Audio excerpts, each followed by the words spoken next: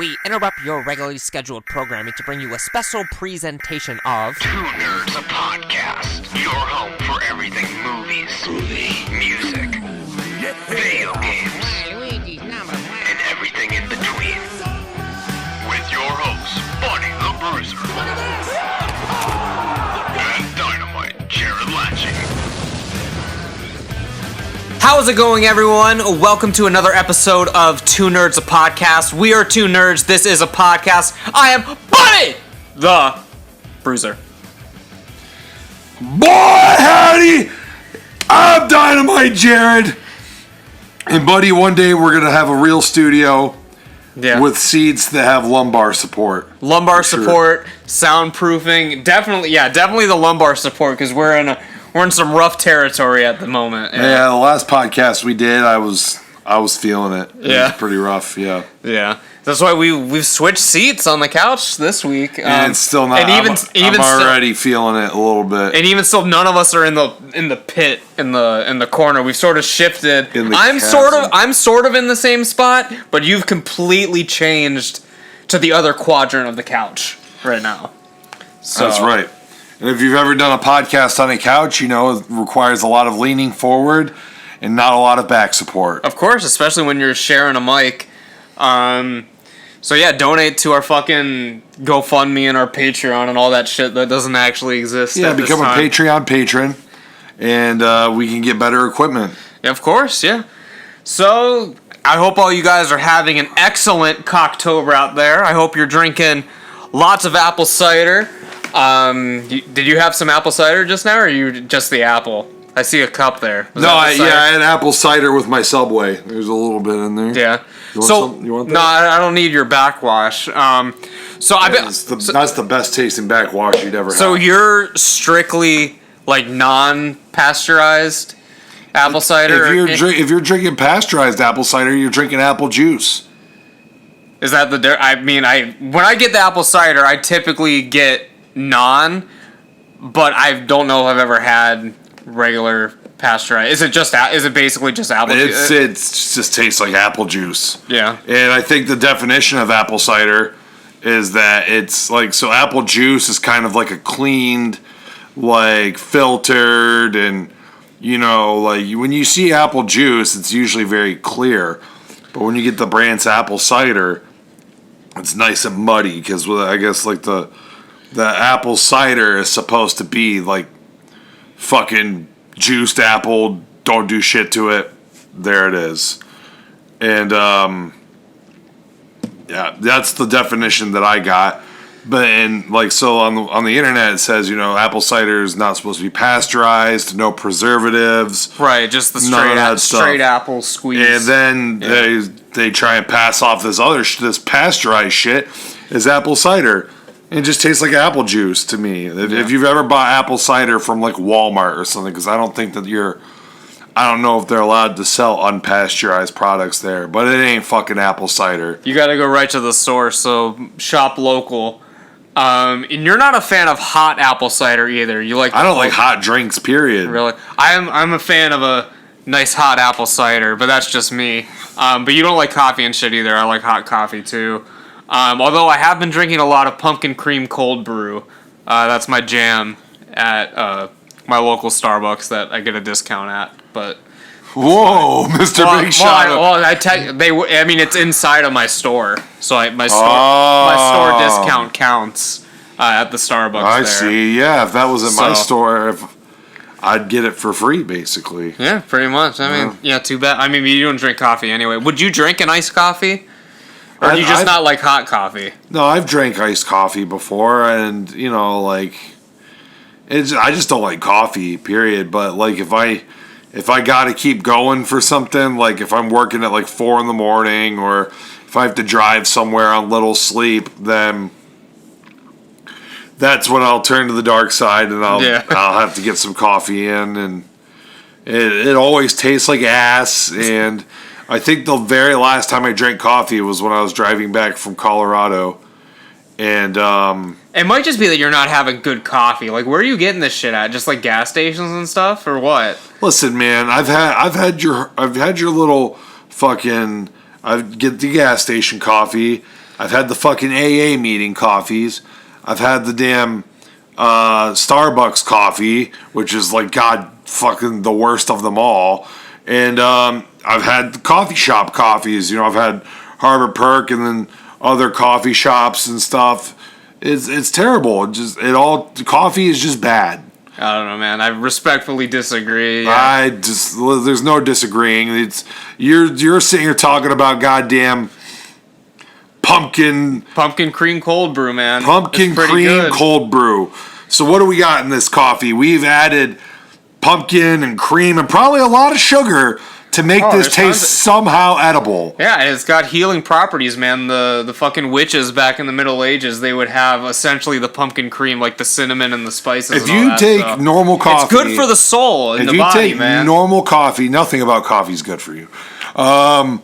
If you take normal coffee, what do 99% of people do with normal coffee? They put a bunch of cream and sugar. Put a bunch of cream and sugar in it, and they turn it into basically a fucking dessert, a poor man's version of chocolate milk. And at this point, I'm just saying, just get the fucking chocolate milk. It's just a better version of coffee. See, I do no cream, and I do maybe about like half the amount of sugar that you would normally do.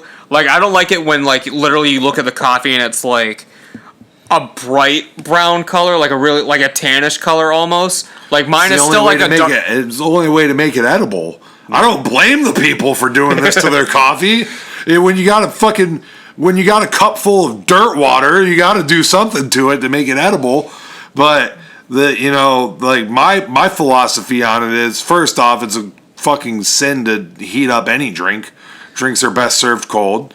Secondly, if you got to do all kinds of fucking magic tricks to your drink, chances are it probably doesn't taste fucking good. And that's my philosophy on it. Yeah. I don't know. I mean, I need the caffeine, so I don't have too much of a choice. Apple cider, you don't have to add sugar or cream to apple cider. But you're not getting the caffeine. Oh, the caffeine is what's important about it. Caffeine, don't they have like caffeine gum or something like that? I mean, I'm sure they do, but I mean... Coca-Cola has caffeine in it, and it tastes a fuck lot better than coffee. And I don't drink Coke either, but I'm just saying. Yeah. How about Mountain Dew Live Wire? That's, I know you don't drink pop, but the Mountain Dew Voodoo 2 this year tastes exactly like Skittles. Like, exactly like Skittles. Like, you don't even have to fucking Sounds drink like a better caffeine source to me. Yeah. I don't know, but... Aside from all the fucking See, but you can't drink pop in the morning. I mean, you can. Like, I judge people that drink pop before, like, 10:30 a.m. Like, pop is... Is that a thing? What? Have you ever seen... Like, teachers are notorious for this, like, in school... drinking pop early? Yeah, drink a... All my teachers drink coffee, like... You never had that teacher that would walk into the classroom with a cold-ass can of Diet Coke with a straw sticking out of it at 8 a.m.? Maybe I did, but I never thought it was something worth judging someone for. I don't know, that shit's weird to me, man. I didn't know that, like... I mean, if they would have... Here's the only drink that I can judge someone for drinking too early, is if he came in with, like, a bottle of Miller Lite at, like, fucking 9 a.m. I wouldn't put it past some people, especially on, like, St. Patrick's Day and shit. They drink all day. But yeah, I don't know. Apparently, Miles has been giving up caffeine and alcohol for the past month. I haven't really asked him how it's going. Here's the thing. If you're going to do that, at least save money while you're doing it. But literally every time I've seen him, he's just been drinking non-alcoholic beer. And I'm just like, what is the... Like, he comes over with fucking Bush NA, which is just a Bush beer with no alcohol in it. And I'm just like... Cat, at least try to, like, save yourself some money when you're not drinking. Just drink water at that point. Yeah. Jesus Christ, the stuff tastes like ass. Like, I'm sorry. Beer tastes bad. So does coffee. Miles just has an appreciation for just things that taste fucking like dick. Like, you know what acquired taste means? It means it tastes bad and you get used to it. Like, it's just, oh, God. Especially something with addictive properties like alcohol and caffeine. And caffeine, yeah. Yeah, so... I don't know, man. But we're here to talk about Halloween. It's the Halloween season, and both of us have rewatched the 2018 film adaptation, the sequel to the original Halloween from 1978. And yeah, we both Halloween 2018. Yeah, we both watched it this year again after I hadn't seen it since it was in theaters. Did we discuss before my dislike for this trend of, or I don't know if it's a recent trend or how long it's been going on, but I feel like in recent years it's really common to do a remake or well, not a remake because a remake is a remake, but do like a sequel and that just call it, Halloween, for example. I feel like like you couldn't come up with something like. I mean, you got Halloween Kills coming up. Like, right. Couldn't this one been called Halloween Kills? Yeah, and then something else after that. Like, I don't know. Yeah. Cinemassacre as a whole, what's bullshit episode about that? Where like he's talking about when they remade Rambo and just called it Rambo. Yeah. And then he was joking. To be fair, that's a little bit better because the first one's First Blood. And then Rambo, the second one's Rambo Blood. 2 First Blood. Or no, Rambo First Blood Part 2. Right. And then it's Rambo 3. So it was fucked to begin with. And then there's Rambo. And then there's... Is it just called Last Blood or is it Rambo Last Blood? Rambo Last Blood. Okay. Yeah. Did you watch that ever? Yeah, you told me to watch it. Yeah. It's incredible, man. I was surprised that... Because they killed the girl off, right? Oh, like halfway through the film, I was like, it was shocking. Her fate was ruthless. It was pretty bad. Yeah, but that film was great. But it was all a good setup for a good way to get heat on the heels, so that you would get them to the farmhouse and really pinch them off one by one. You'd really pop when they got their comeuppance, and they got their fucking comeuppance. Yeah. But yeah, I mean that is a thing because like they remade Final Destination, or was it a sequel? But it was just called The Final Destination instead of calling it like 4. But yeah, it is a trend, and it does make it confusing because then you're like, oh yeah, we watched Halloween, and like you need to specify. Well, which one did you watch? Because now there's 3 movies called Halloween essentially. Yeah, because there's Rob Zombie's Halloween, and then Halloween 2018. Yeah, so yeah, it just makes it confusing because then you have to specify which one you watched and all that shit. With a remake, it's more understandable because it's a remake. But yeah, when it's a sequel and it's literally called the same exact thing, then it's like stupid. Jared's very, very confused by this. No, I was focusing. I was focusing on the score. Yeah, we're watching a game, but by the time this comes out, it'll be like a month after. Yeah. So it doesn't matter. So yeah, we're here to talk about Halloween 2018. We both rewatched it a few weeks ago.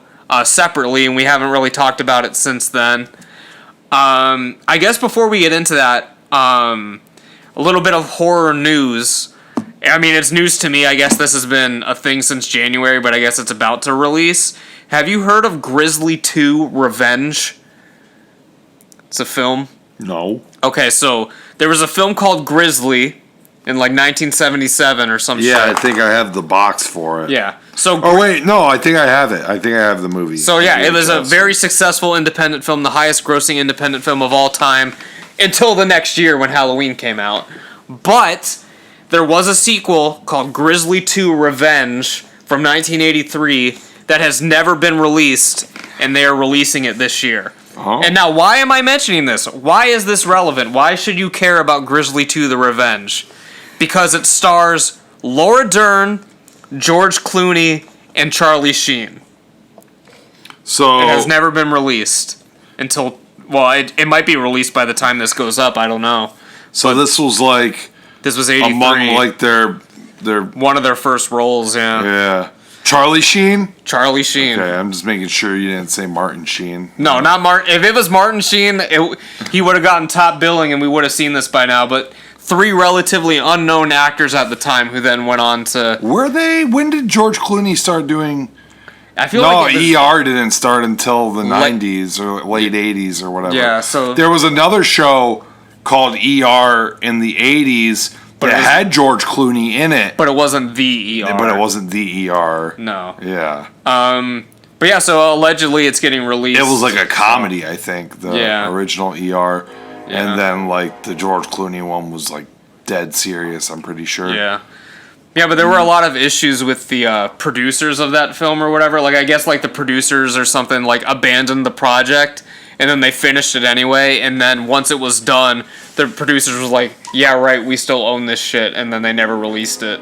But they finally got it sorted out fucking 40 years later, so now it's finally coming out, so... Grizzly 2: The Revenge. You have to watch Grizzly 1. Yeah, we're gonna have to catch up. I didn't know Grizzly even had like a good reputation. Apparently, it was the highest grossing indie film ever in '77, but then '78 came out, and then you know what happened. So, I feel like it's a kind of like playing off the popularity of Jaws. That's exactly what it was. It was an 18-foot grizzly. So it was definitely in the when nature attacks. That big, huh? Well, yeah, that big. I might have to watch that. Yeah, See him. that might be on our list. So if you want to watch us, if you want to see us watch Grizzly, let us know, I guess. But we're here to talk about Halloween 2018. I guess in general, because we both gave it glowing reviews back when it first came out. So what were your just general thoughts when you watched it this time? Because we haven't talked about it. You're pondering. Do you remember the film? I'm just fucking around at this point. Yeah. I mean, pretty much the same as our first review. I know it's not the sexy, interesting thing to say, but I still thought it was good, man. I watched it and I was like, yeah, this is good. And I know that Mazer Laser was like, the movie got her a couple times. Was that her first time? Yeah, first time seeing it, and she was, kind of getting jump scared, and she enjoyed it. She thought the movie was great. So I mean, I think that her opinion's more relevant than mine. She's not here right now, but typically when we watch horror movies that I like, she's not really into them as much as me. She's got a different style of horror movie that she likes. Usually the horror movies that she likes kind of suck. Like, damn. To me, I feel like she likes a lot that are probably popular amongst mainstream audiences now.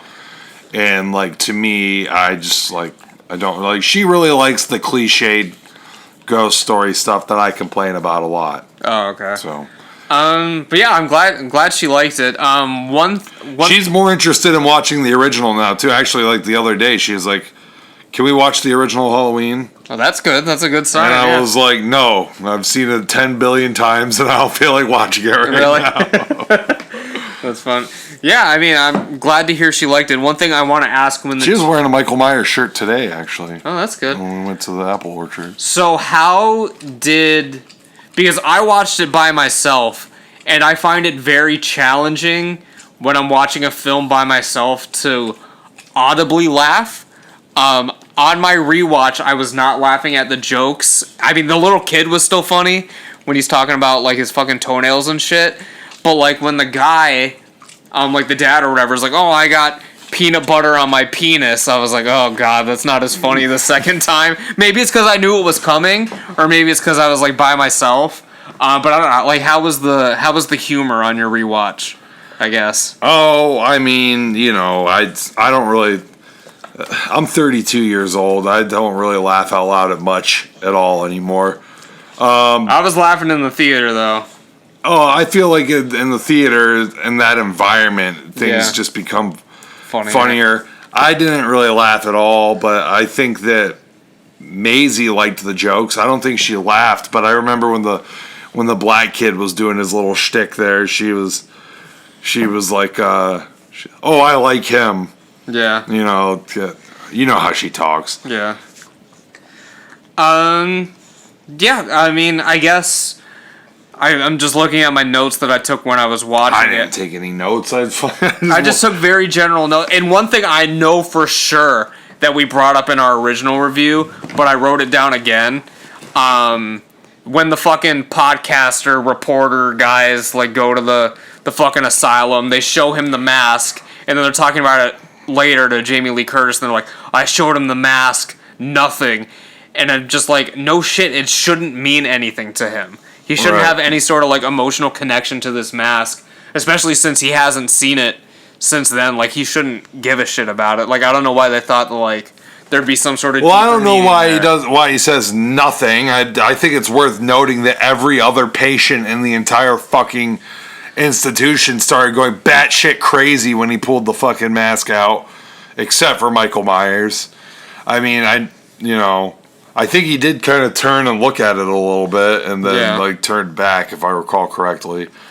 But yeah, not a word. Well, no shit, he doesn't talk. Like that's I think I said it when we reviewed it the first time, but if not, I'll just say it now. Is that I did find the opening scene with the mask and all that stuff. I found that kind of corny. Yeah. Yeah, Definitely on the rewatch. Like, all the stuff, because I knew it was happening, it was, like, way less impactful this time. And, I mean, you get that when you rewatch a film, but yeah, I mean, even back then, I think that we felt that, like, the opening scene was, like, a little ridiculous with, like, the cliche, like, people, oh, I'm crazy, I'm gonna laugh and do all this shit, and it's not scary at all. It's and everybody just starts screaming and shit when he pulls the thing out.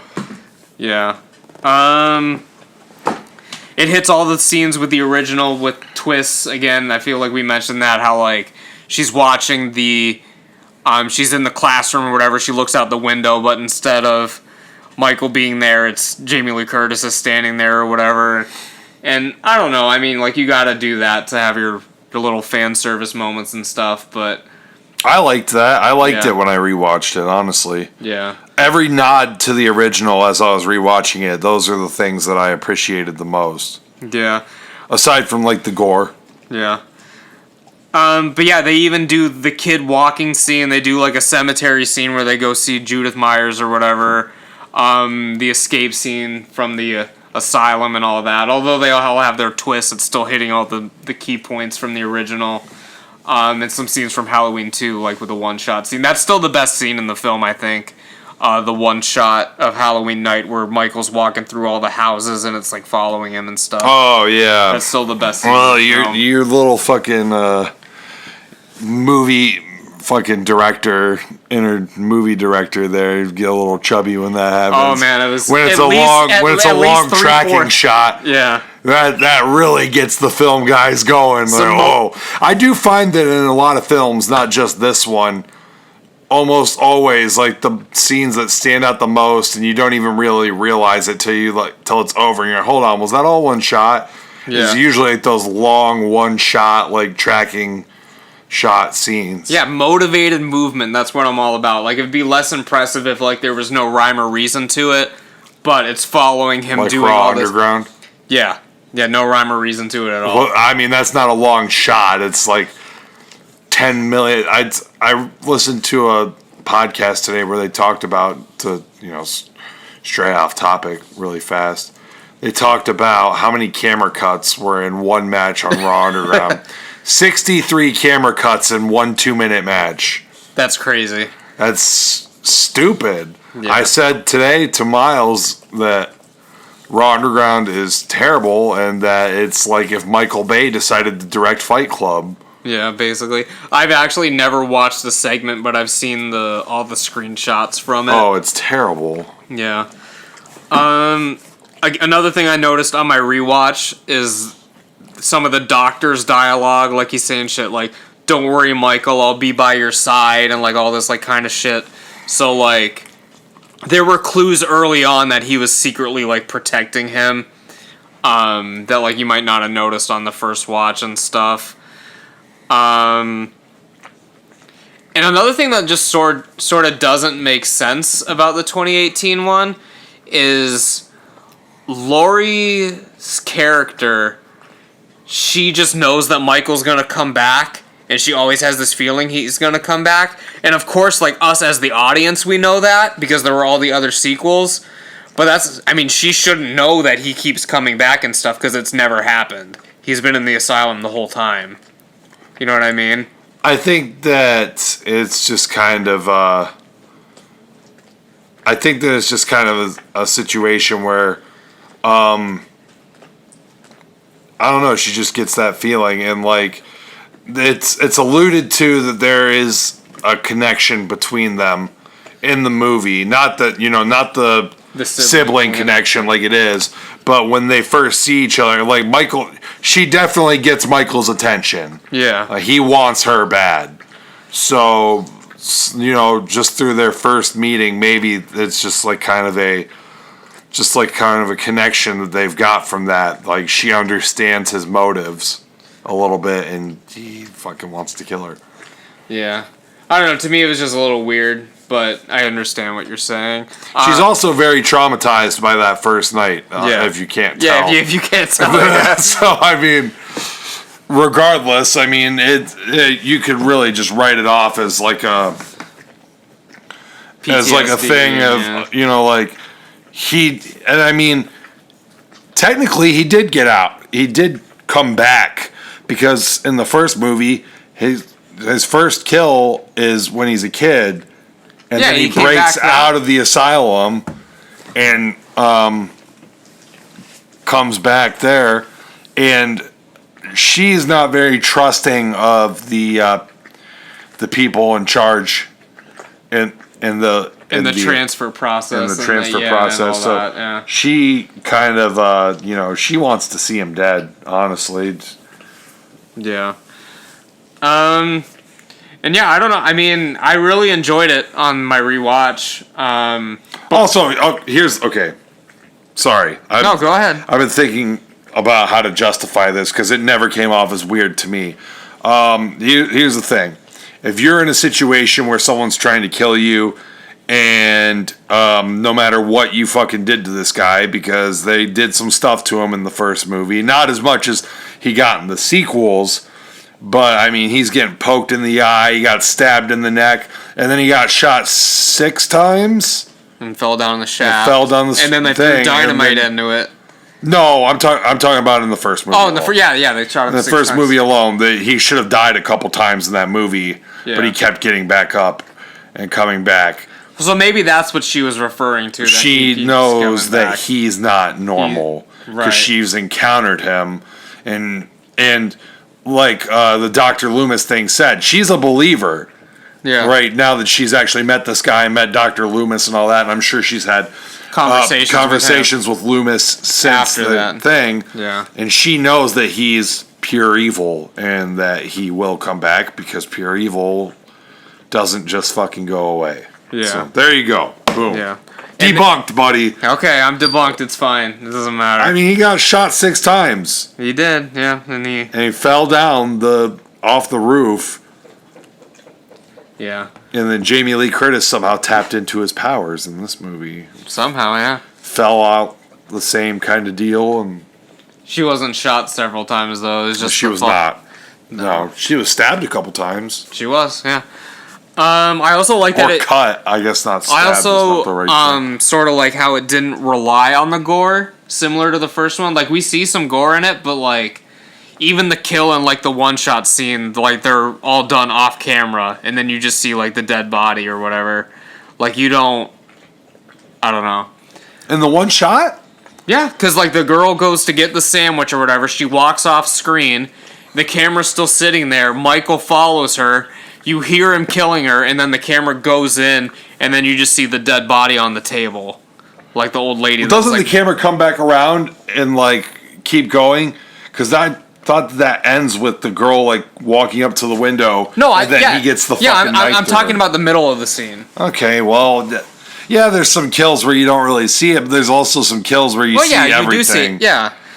Like the knife through the neck, or literally him stomping a dude's head into fucking oblivion, and then it just explodes. Yeah. I'm sure you I think you said to me, the one thing that you've said before the podcast is the doctor still ridiculous. Still ridiculous. That scene where he puts the mask on and he's like shucking and jiving in the middle of the street, dancing around. I'm just like, oh my god. Like, it was painful the second time too. That scene just never bothered me. It still didn't bother me the second time. I don't know. It's nuts. I just don't think he should have put the mask on. Like, I thought that was a little over the top, but I don't know. I really enjoyed it. I still think that it is the third best Halloween film, but while I was watching it, it solidified how the first two are just like on another level, like above this one still. What did I rank it as? Did I say third? I think we've both established that this is the third best one. Yeah, I can't put it above Halloween 2.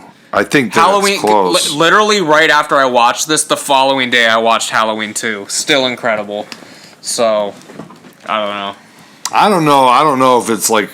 I think the only one that's like a fucking light years beyond is the first one. And then, like, the sequels are sequels. Yeah. I don't know. I love Halloween 2. That's the movie that got me into horror movies, so... Yeah. Miles ranks Halloween 2 above Halloween 1. I don't agree with that at all. Does he exist just to piss me off? He must. Is he stupid? I thought John Carpenter was like his favorite director. He likes He's fucking high on caffeine. That's why he's taking a month off. He's literally... Oh my God, it's fucking with his brain cells. He probably said that to you and was like, oh God, I gotta stop drinking caffeine. It's fucking with my brain cells. You're stupid. Fucking hell. That's just like objectively wrong. I'm sorry. Yeah, Halloween 1, one of the greatest horror films ever, man. My personal favorite. But yeah, it's Halloween. That's your favorite horror film? Might be. I mean, it's tough to say. I thought it was like Nosferatu. No. Nosferatu, like, low-key, like, it's low-key kind of sucks. Well, I won't say kind of. I mean, it's all right. I mean... It's not my favorite silent film. That would go to the Cabinet of Dr. Caligari. Oh, that's way better. But, yeah. That's way fucking better than Nosferatu. Yeah, but... I don't know. I won't say Nosferatu sucks. I don't think that, but I'd say low-key it sucks. Okay. Like, it's got, like, a couple of them creepy, iconic shots, and then beyond that, it's very boring. Yeah, I mean, definitely. It could have been, like, 20 minutes. It could have been. I mean...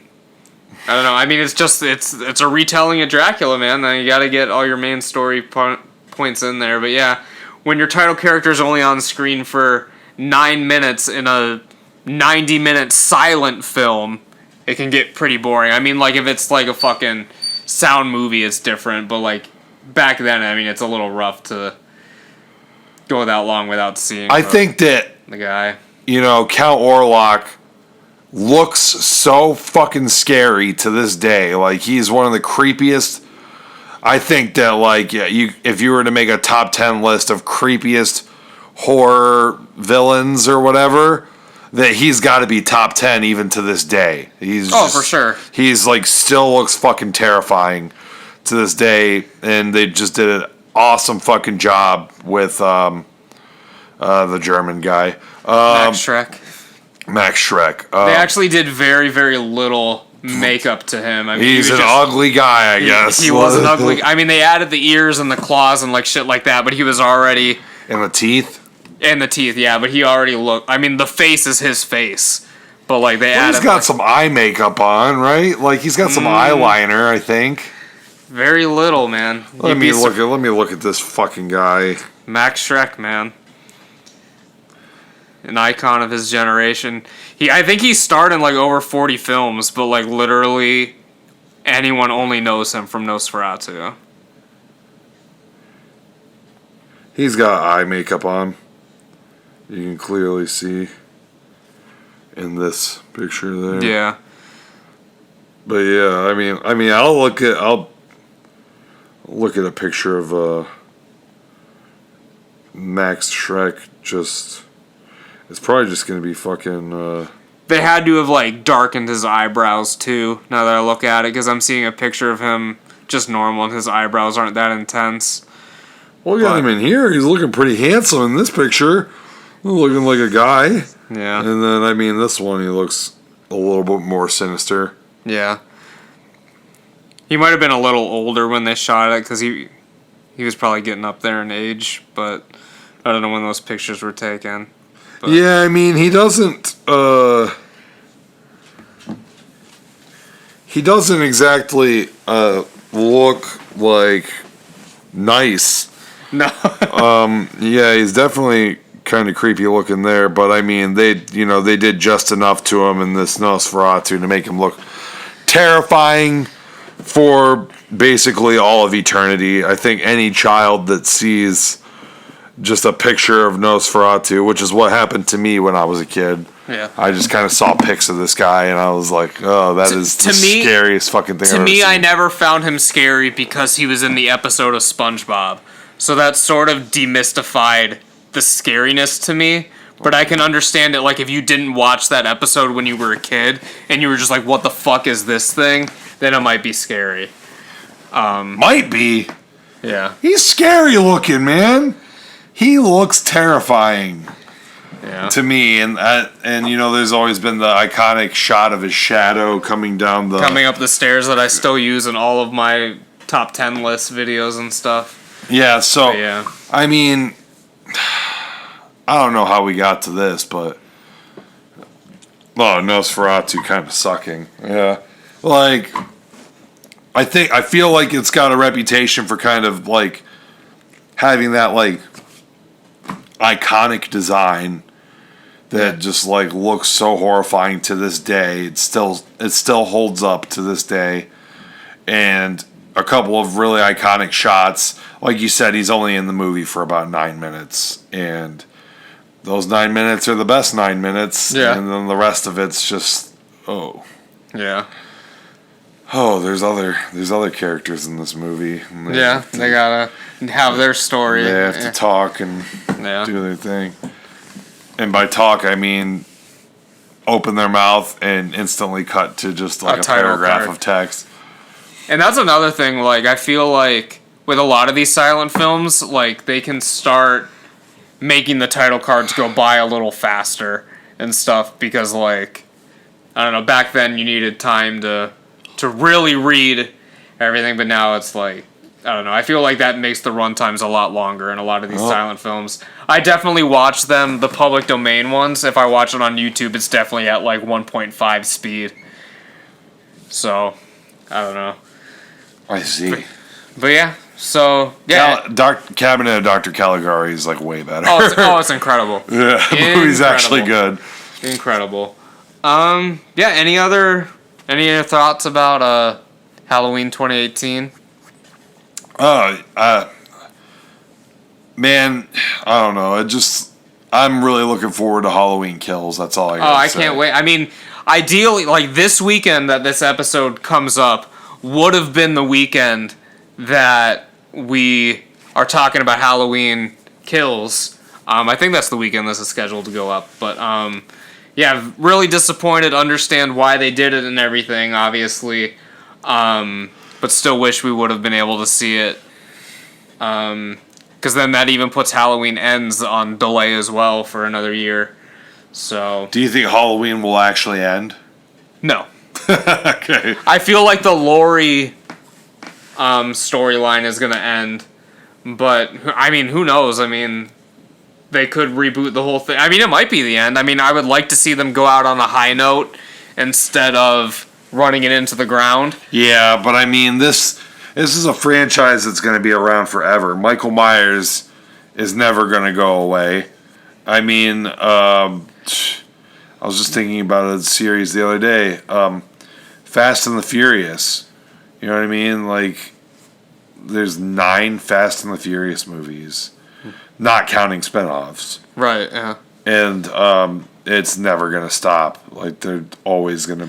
But that is something that, like, even when the old cast, like, retires or stuff, you can still carry it on with new actors and just call it Fast and Furious. You can carry Halloween on for...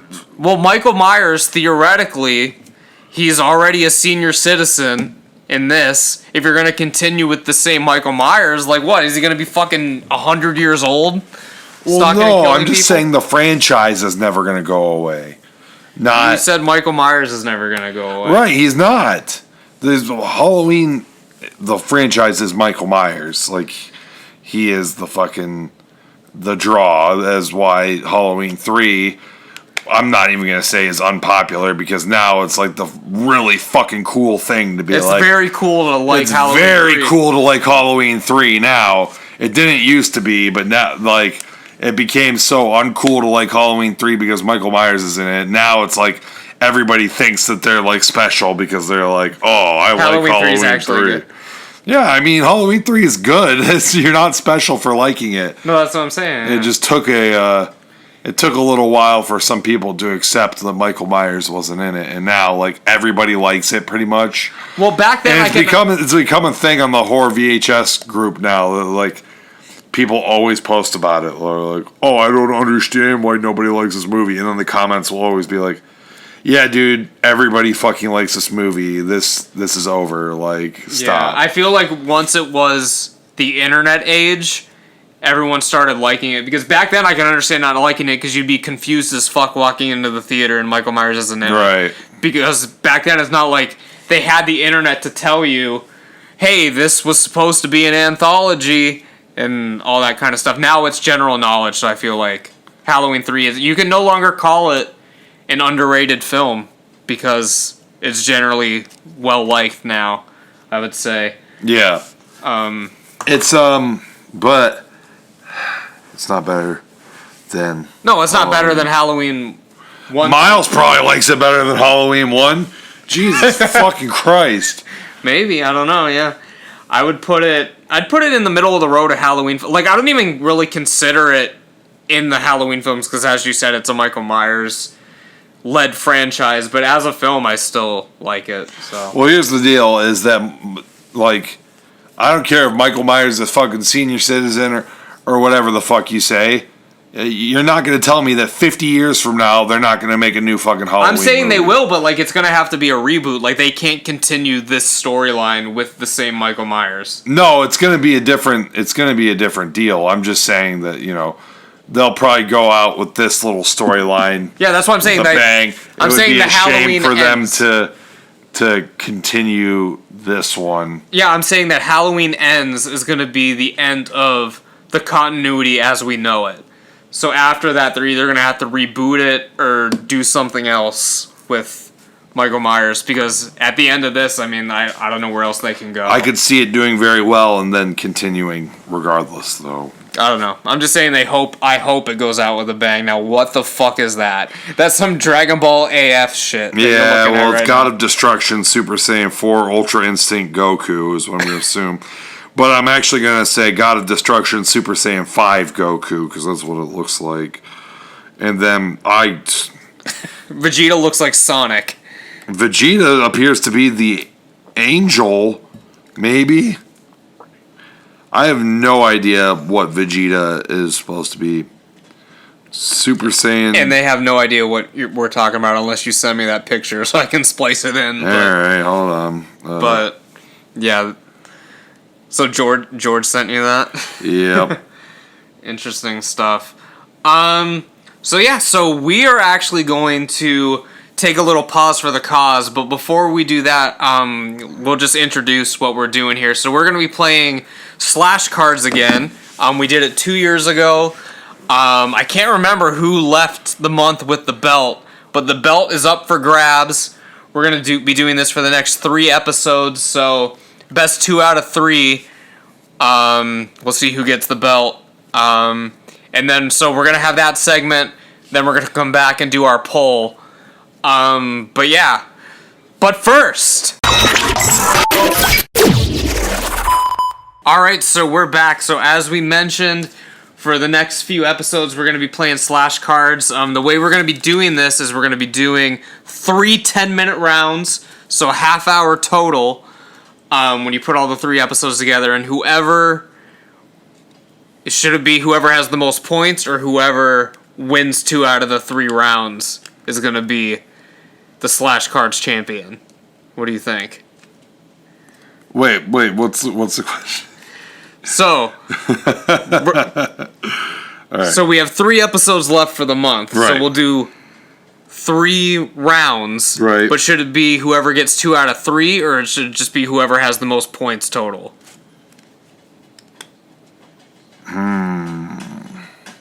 That's tough. Because someone could take the first 2 rounds and then the third round's irrelevant. Right. Yeah, it's going to have to be total points. It's going to have to be total points. All right, so we'll be doing this. So we'll be starting right now with the 10-minute round.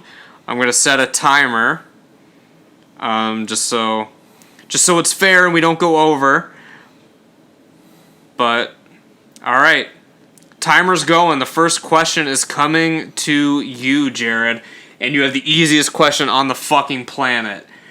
Name one horror movie with Kurt Russell. Oh, The Thing. Alright, so Jarrod has 1 point so far. Alright. I have and so now it comes to me and I ask you a question? Yeah. Okay, so, it's a pretty easy one for you too.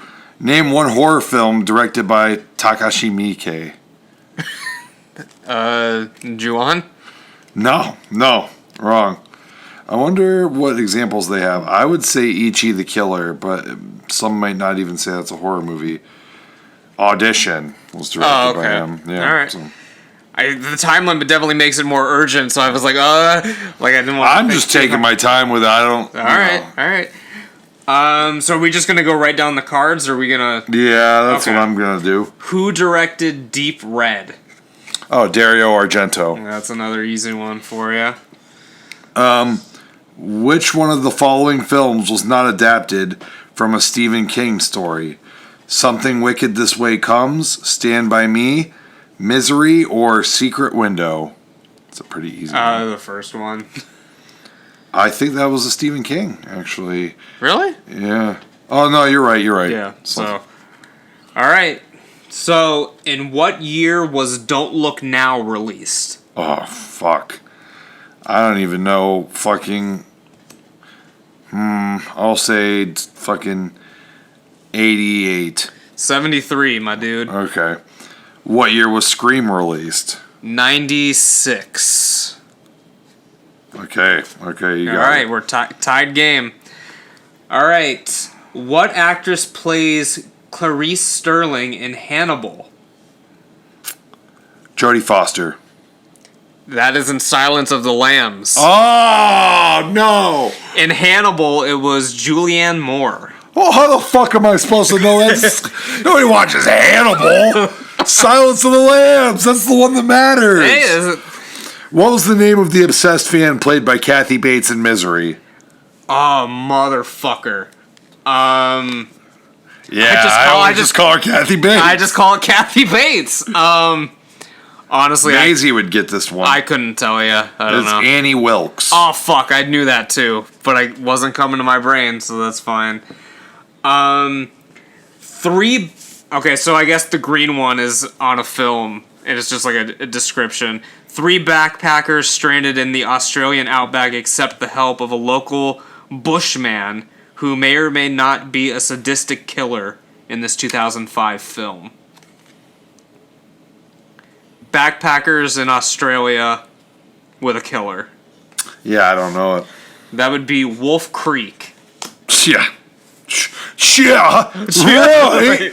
I actually know this one that I'm giving you. I don't know if you know it, though. A burgeoning serial killer allows a documentary film crew to follow him in this 2006 deconstruction of the slasher genre. It's not Henry, Portrait of a Serial Killer. No, it is not. Because that's from the 80s. I do not know this one. This is Behind the Mask, The Rise of Leslie Vernon. I know. Boom, yep, I was right. Hadn't heard of that one. I should get points for knowing that, but alright. Alright, so name 3 horror movies that feature evil or monstrous babies. Okay, so evil babies or monstrous babies. Well, would Rosemary's Baby count? It's on the back of the cars. Okay. So yeah.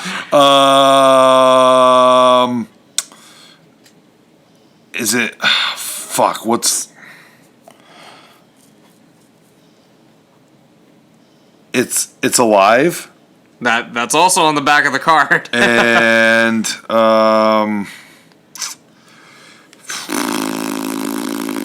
I had to look up a list just to see. I know there's going to be another one that's very obvious, but I'm going to say It's Alive, The Island of the Alive. That's the sequel to It's Alive. Is that allowed? I don't know. It's a different movie. See if you can get another one. Oh, Jesus Christ, buddy. You can't count a sequel, bro. Why can't Three franchises. 3 franchises or 3 standalones. I call shenanigans on that one. With an evil baby. Let me see. There is one example on here that I did not think of at all. Oh, I'm sure there's like a fucking... Oh! Dead Alive. Dead Alive has a zombie baby. All right. They counted The Fly as one because she like gives birth to the fucking thing in like the dream sequence, like the fucking. I guess it counts because it's in the movie. Count. Yeah. Name 2 horror movies with Herschel Gordon Lewis. Directed by Herschel Gordon Lewis. I'm so fucking bad with directors. I gotta just pass because I'm not gonna get it. Yeah, he did the Gore trilogy. So the examples are Wizard of Gore and 2000 Maniacs. Okay, I would have never got those. So I forgot who he was, but I know it now that I saw those. who directed Chainsaw Massacre 2? Texas Chainsaw Massacre 2. It's Toby Hooper again. Yeah, it was. Okay, so you're up to 4. A Brain, a Laboratory, and Flower Petals from 1931. A Brain, a Laboratory, Yeah, and Flower that's Petals. what the question The is. Frankenstein. Yes. Yeah. I know my shit. Yes. Hi. Because they throws the flower petals All in right, the fucking river, let's bro. fuck- Alright, horror can show up in unexpected places, like a clan of sodomizing hillbillies in this 72 film. It's Oh, that's Deliverance. That is Deliverance. Okay. Sodomizing is what gave Yes. it away. Yeah, I thought it was gonna be Hills Have Eyes for a second. Yeah. True or false? Cannibal Holocaust was based on the true story of a cannibalized documentary film crew. It's not based on a true story. This would be false. It says true. It says true? Director Ruggero Deodato based Cannibal Holocaust on an actual film crew that died while investigating cannibal tribes in Africa. Allegedly, footage from their expedition exists, though it has never been shown publicly. I didn't know that. Okay. Who played Count Dracula in Bram Stoker's Dracula from 92? Oh, it was Gary Oldman. That's correct. So you're up to 6. You're kicking my ass. I've never even seen that movie, and I just Yeah. know because he's got the fucking things The on his head. Beehive, yeah. As You Wish. What actor from The Princess Bride found himself chained to a pipe in Saw? Actors' names. I'm so bad with names. Like if it was like plot points or anything, I don't know. Alright, well, I gotta read the... Carrie Elwes, or whatever. Yeah, I don't know. Yeah, I never would have got that. A journalist discovers a cursed VHS tape that allegedly kills whoever watches it in this 2002 film. Fucking kill me, bro. Oh, it's The Ring, right? Getting the easiest questions on the planet. Okay. An American nurse living in Japan encounters a vengeful spirit in the home of one of her patients. Can she break the spirit's curse before she becomes its next victim in this 2004 film? How did we both get J-horror remakes for our... The Grudge, bro. I know it's The Grudge, Yeah. but how did we both get J-horror remakes for our question? That's weird. Yeah, for I know. like the synopsis Yeah. question. That's weird. Name one horror. Now I'm gonna get killed by a Japanese spirit in my sleep tonight. Name 2 horror films directed by Eli Roth. Hostel and The big one. there's a big one. I thought Yeah. Hostel was the big No, one. there's one bigger. Is there? Yeah.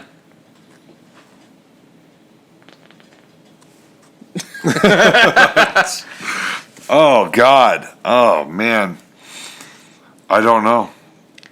Cabin Fever, bro. Oh, All right. that was Moving him. on. One more question, and then the time is about to go All out. right. Name 3 horror movies produced by the legendary Hammer Studios. Oh fucking kill. Horror of Dracula, Curse of Frankenstein, and Okay, I Two get Faces it. of You Dr. fucking, Jekyll. you know it's. What are the examples? We'll just say the examples. Curse of Frankenstein, Horror of Dracula, and Dracula Has Risen from the Grave. No Dracula 1973 or whatever it is. Which one is?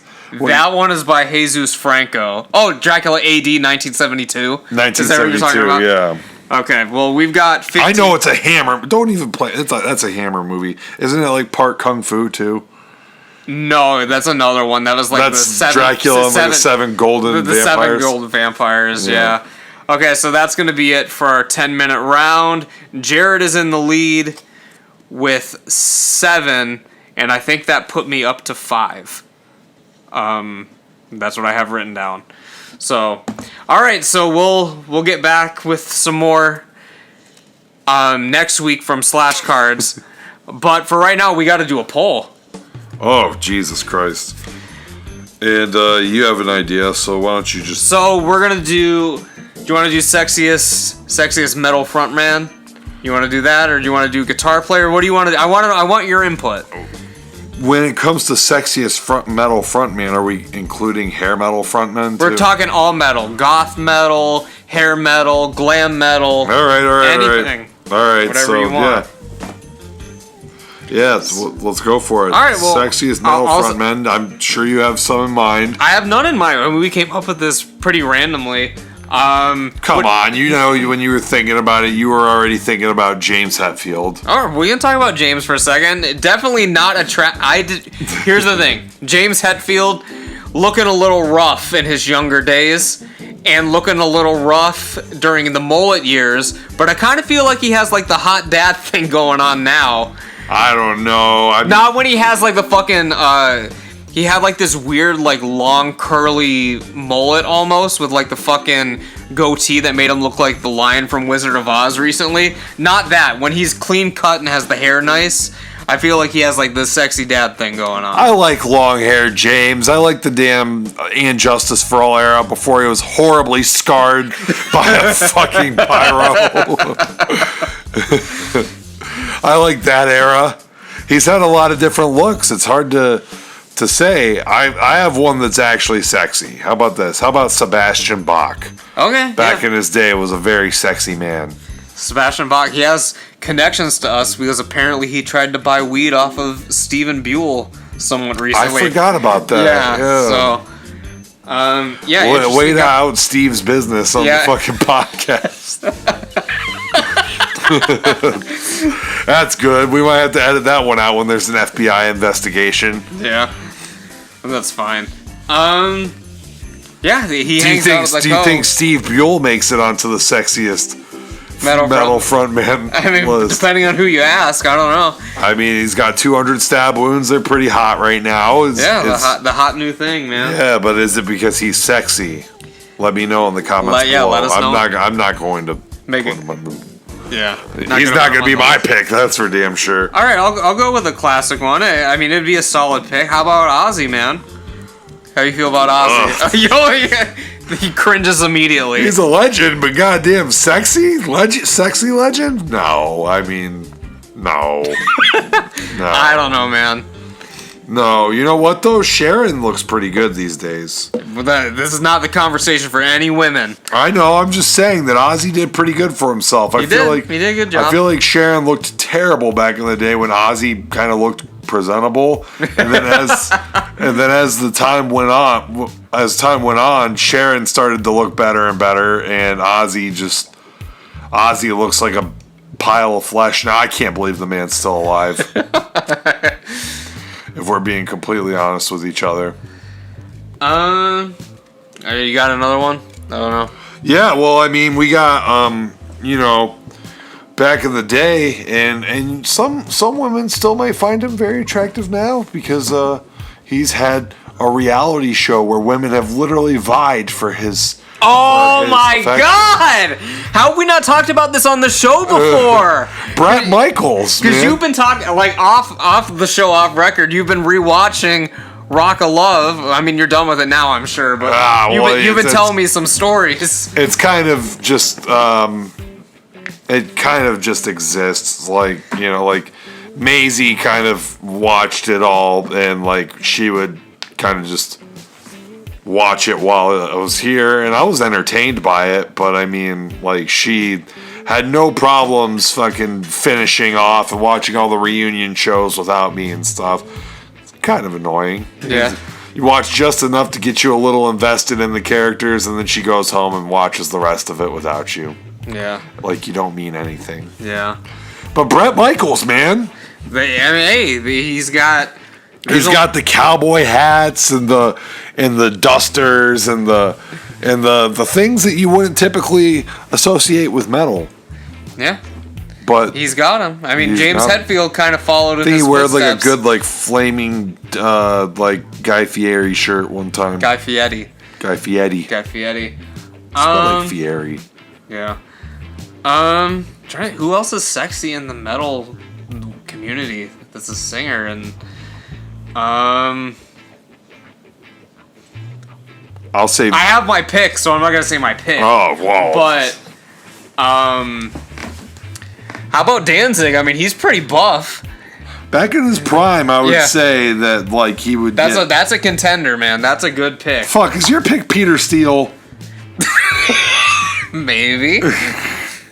Who's going first this time? You already brought it up, so that was gonna be my pick. Yeah, the fucking goth vampire lord himself. Jesus Christ, I didn't even think about him until you said Danzig. Yeah. And we got into like the kind of like goth like thing, and I was like, yep, that guy, that man, Peter Steele. Oh, jeez. I mean, you could throw out like prime Vince Neil out there and stuff, you know what I mean? But Popovich is growing his hair out. I know, right? He looks pissed. Jeez, oh man. He didn't make the playoffs. He's mad, and he fucking hates Trump too. So he's fucking making you go out and vote, man. He's making me, huh? Yeah. Just because Pop told you to, yeah. Yeah. So, damn. Peter. Really, who's going first? Because whoever's going first is going to win this time, basically. Because they're going to take Peter Steele. I feel like you could find a modern. I mean, we haven't talked about any modern. Because they're not sexy and their bands aren't good. That's why. I mean, there's Lemmy. He's probably had sex with more women than Peter Steele, but I don't know if he's as attractive. There's Gene Simmons. You can go with Gene Simmons. He's got the tongue factor. Oh God. You go with Jericho, man. He's technically a metal front man. Jericho, yeah. Ugh. It's a wash. If you have the first pick, it's Pete Steele, man. He's packing the heat too, from what I hear. Oh, I mean, I've never. David Lee Roth, Sammy Hagar could be a good pick for you, man. David Lee Roth looks like a fucking zombie nowadays. In his prime, though, the fucking tight pants and everything. He's doing the splits and stuff. Hey, man, early Queen was metal, man. You can go with Freddie Mercury. He doesn't know about that one. These guys can't compete with Peter Steele. I already know that like the votes are just going to go to this guy, Pete Steele. Adam Silver looks like he's wearing You can go with an ironic pick. Look at this guy. He looks like he's wearing mascara. He does look like he's wearing mascara. Yeah. Oh man, you said a modern pick? I mean, we haven't talked about anyone. Who is modern metal? Who's modern metal? I don't even know who. I don't either. Fucking Matt Heafy from Trivium, like he doesn't look good. Are you looking up metal? I looked up hottest.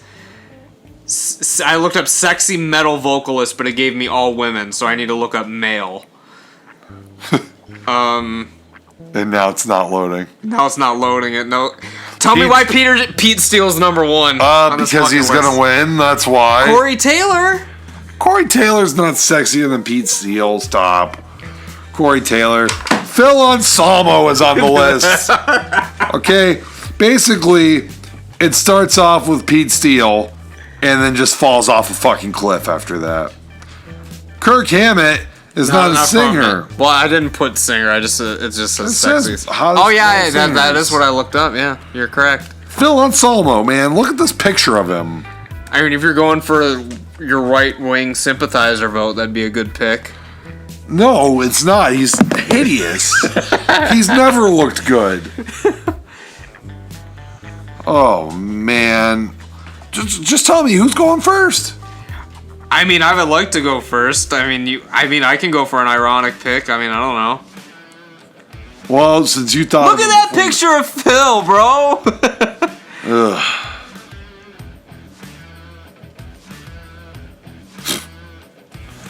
Well, alright, so... my God! What, he posed for Playgirl? No, man. I know. I'm just saying, like, that's tough competition. Why is Kirk Hammett in these lists?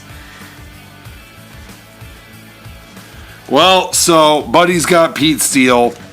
Oh, You can go with Marilyn Manson. You can consider that metal. But he's a controversial figure now, so I don't know if He's that'd be... fucking hideous. That's one of the ugliest people I've ever seen in my life is Marilyn Manson. And I've always maintained that. Oh, man.